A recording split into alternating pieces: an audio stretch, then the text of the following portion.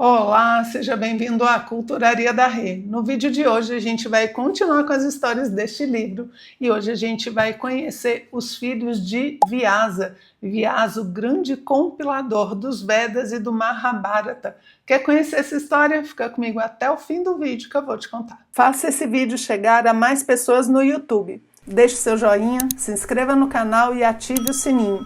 Toda semana tem vídeo novo por aqui. Agora, vamos para o nosso conteúdo. Vamos continuar então as histórias deste livro, O Grande Combate, lembrando que são contos escolhidos da obra do Mahabharata. Ou seja, a gente vai dando um passeio aqui por esses contos colocados no estilo infanto-juvenil e vamos entendendo um pouco mais da história do Mahabharata. A história, né? A saga Maha, grande saga da família Bharata. E no conto de hoje, o livro traz o nascimento dos 3 filhos de Vyasa.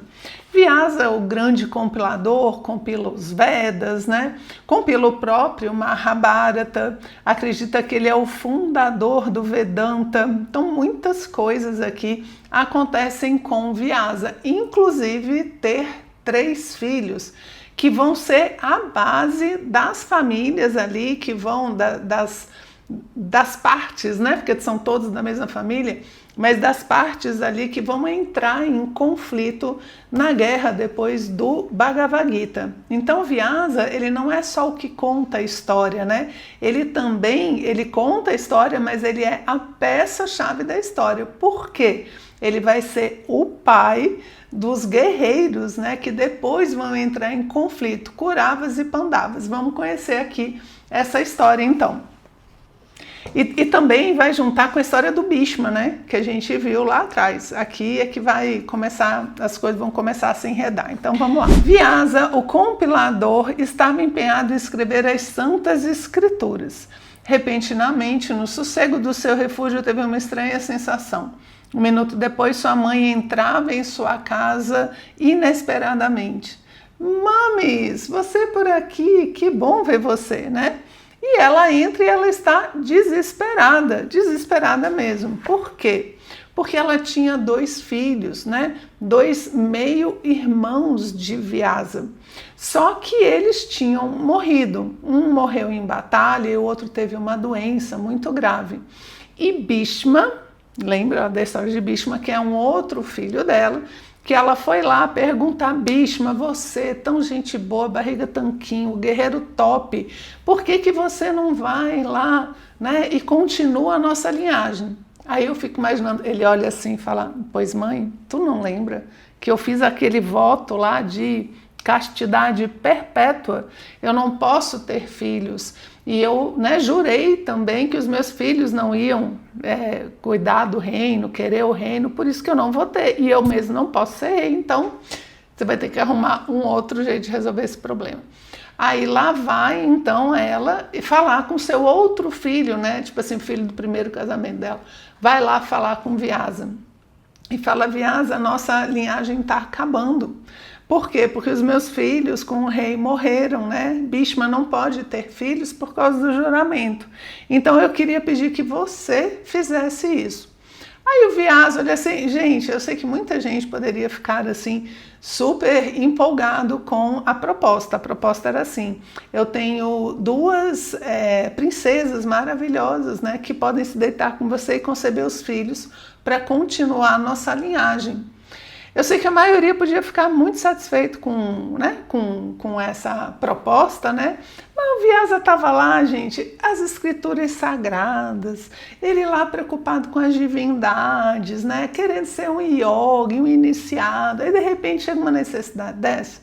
Mas mãe é mãe, né? O que o Vyasa fala? Tudo bem, vamos lá, já que você está pedindo, né? Vamos lá ver que princesas são essas para que a gente possa dar continuidade à linhagem. E aí a mãe de Vyasa traz então Ambika e Ambalika, que são 2 princesas muito belas. E ela fala então, né, essas 2 princesas você pode se deitar com elas. Vyasa, gente, você imagina, o Vyasa, ele tá lá assim, recluso, ermitão, né? Não fala com ninguém, não toma banho faz um tempão, não sabe o que é uma escova de dente, não sabe o que é um cabeleireiro, né? Não sabe o que é, não sabe. Então, já imaginou a situação, né? Quando o Vyasa chega, então, por mais que ele seja super espiritualizado, não era exatamente ali o que as princesas esperavam para marido, né? E a primeira, né, quando ele chega, deixa eu só ver, pegar os nomes aqui, gente, espera aí. Então, Ambika, né? A primeira que é Ambika, quando o Vyasa chega para se deitar com ela, por mais que ele fosse, né, cuidadoso, carinhoso e tal, romântico, flores, bombom, aquela coisa toda, quando ele chega em Ambika, então Ambika acha ele tão feio que ela fecha os olhos. Ela fecha os olhos, não consegue olhar para ele. E quando a criança nasce, é uma criança cega, justamente porque Ambika teria fechado seus olhos. E isso passou para o seu filho. O filho nasce cego, né? Também de olhos fechados, sem poder ver nada. E Ambalika, que é a outra princesa, ele então vai se deitar com ela.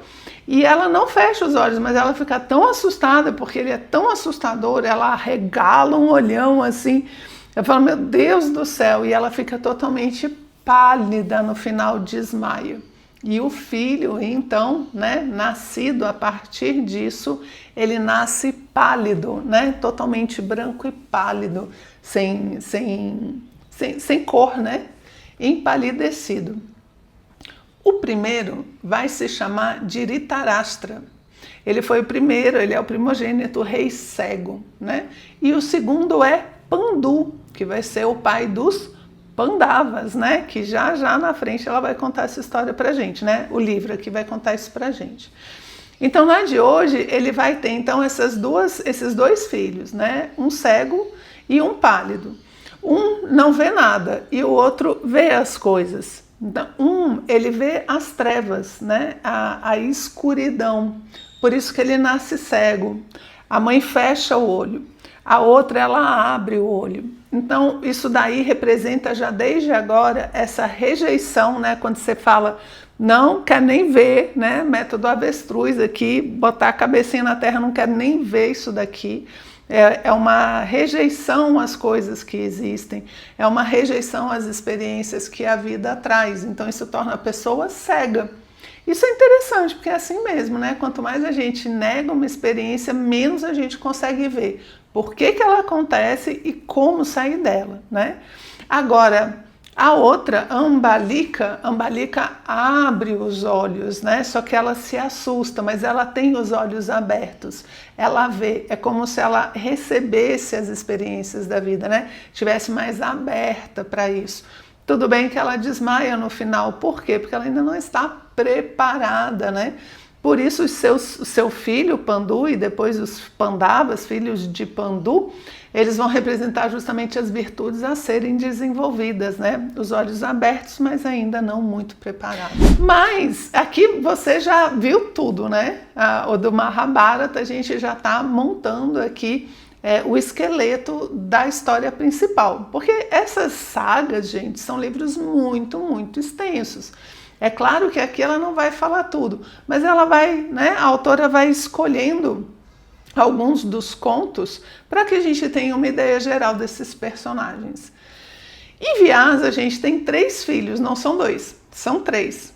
Como é que nasce o terceiro filho, né? A mãe de Vyasa não estava muito satisfeita com a história, falou, como assim, né? Um cego, outro pálido e tal. Eu estava pensando em outro tipo de estirpe para continuar a nossa linhagem. Então ela fala ali com a Ambalika, fala, pô, vamos lá e tal, não sei o que, vamos tentar de novo. E a Ambalika manda, na verdade, né?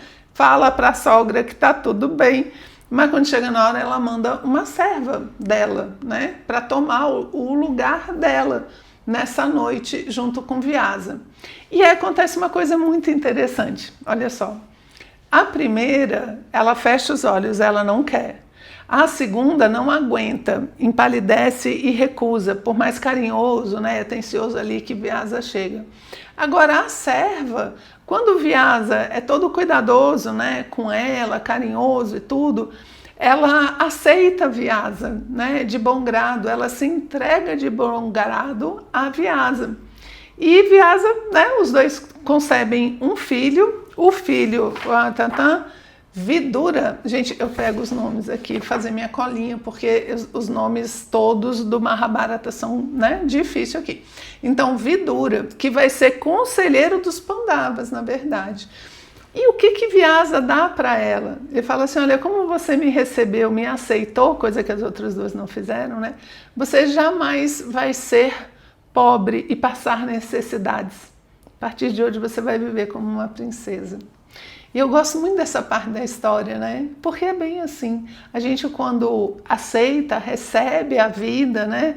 Recebe tudo que a vida quer nos dar, a gente nunca é pobre. A gente é sempre repleto de riquezas. Gente, então é isso, né? Que a gente separou para hoje. Espero que você tenha gostado da história do nascimento dos 3 filhos de Vyasa. E a gente se vê no próximo vídeo. Um abraço.